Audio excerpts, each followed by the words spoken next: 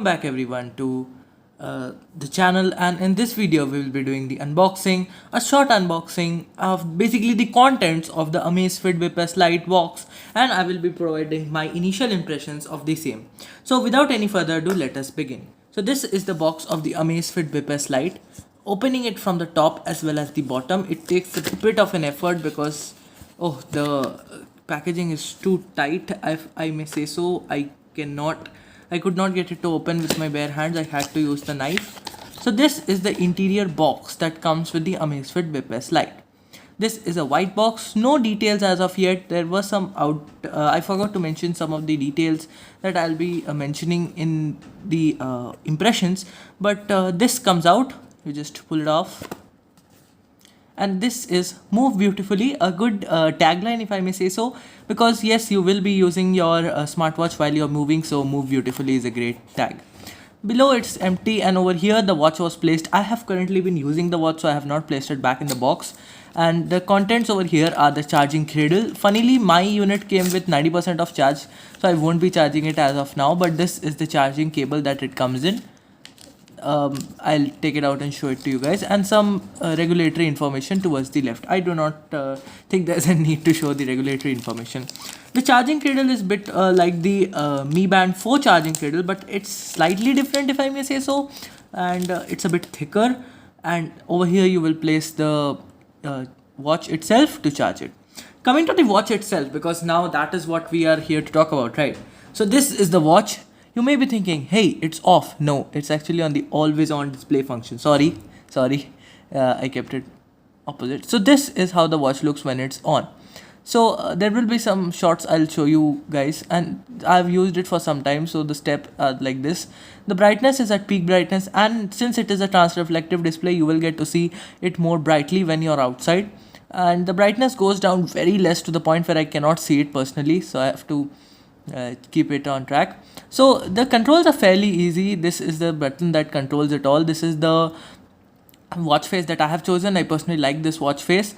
You can swipe up to see the information and everything. This is for the weather.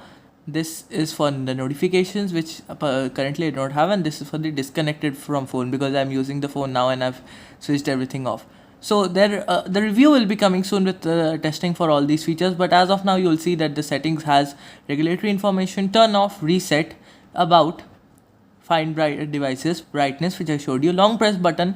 This is for quick functions, and the watch faces. So the watch faces are like somewhat like this. The base watch face was this one. Yes. But I personally, as I told you, the thing I prefer is the other thing. So I accidentally locked the watch, so I'll turn it off, and let's go and return to my preferred watch face. And till then I'll give you some brief specifications on the screen, which you can check it out now.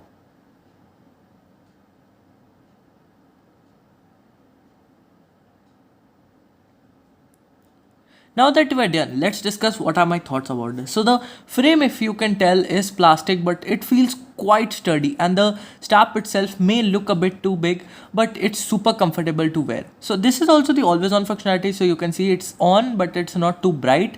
If I shine the light directly on it, then you can tell that it's showing the time, and it's super good. Towards the bottom you will find that there's the heart rate sensor. I'll open it, just to give me a second. I closed it to show you guys.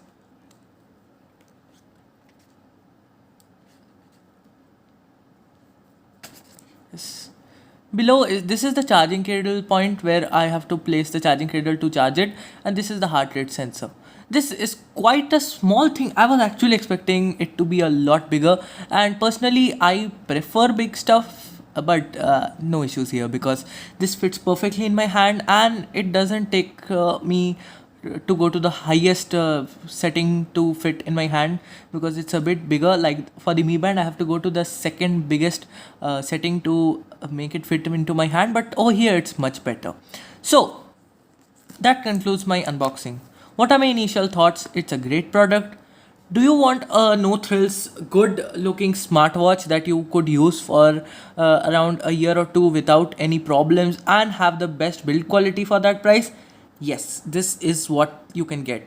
The review will be coming soon with some screenshots and everything. I'll try to my best to do the same, but as of now, the Amazfit Vapors Lite is something that has impressed me quite a lot, and personally speaking, I was not expecting something like this. So yes, the Amazfit Vapors Lite is really amazing. Hope you like this video, guys, and if you did, drop a like below, and if you like my content, you could possibly subscribe. That would be great for the channel. This concludes the video. Come back soon for other videos. We are planning more and more videos, and hope you have a great day.